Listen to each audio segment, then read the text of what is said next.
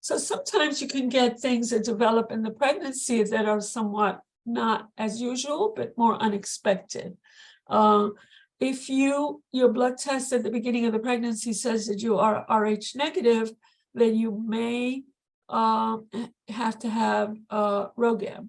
If your partner is Rh positive and you're Rh negative, then you can develop a reaction to the type of blood that the baby may have. So since we don't know what blood type the baby will be, we give an injection called RhoGAM at about 28 weeks or so to help you not develop those antibodies. Those antibodies wouldn't affect this baby, but they would affect future babies and could cause problems. A very common problem is anemia. So sometimes you will have a low hemoglobin. What happens in pregnancy is you get a lot of physiologic changes that include practically doubling the amount of fluid that is in your bloodstream. So your blood system grows so that it can feed the placenta. And in that situation, sometimes it dilutes it out and it looks like the hemoglobin is going down. At any rate, if the hemoglobin is low, below 10 or so, you do need to start taking iron in pregnancy so that you keep up with the iron needs.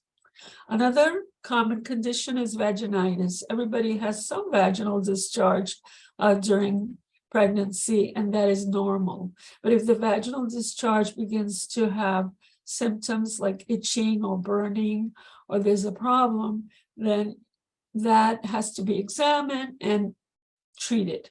Common things that it could be like a yeast infection called Manila, or it could be something called bacterial vaginosis, which is when there's overgrowth of the normal bacteria, and you also need to have treatment. The treatment for these conditions does not affect the baby. It doesn't make any problems, and it will make you feel better. Another condition is gestational diabetes. Gestational diabetes, which we test for. And at 28 weeks, you will get a test where you have to drink some fluid, some sugar, water, and then your blood will be tested. And if the levels are elevated, then you will be called a gestational diabetic.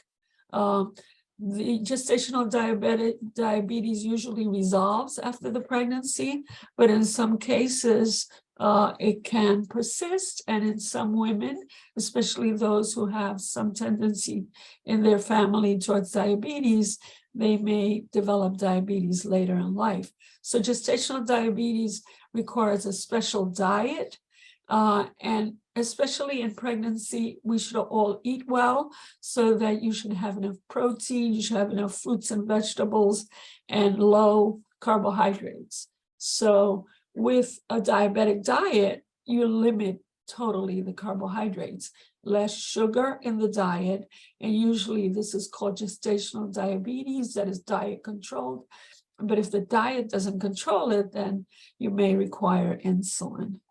The other condition is gestational hypertension, and we already have someone in the audience who has had the experience of being diagnosed with this. This means that the blood pressure goes up, and that when the blood pressure goes up, we have to do close monitoring and sometimes even treat with some antihypertensive medication. Gestational hypertension means that you have high blood pressure in the pregnancy and you didn't have, or you were never diagnosed with having high blood pressure before.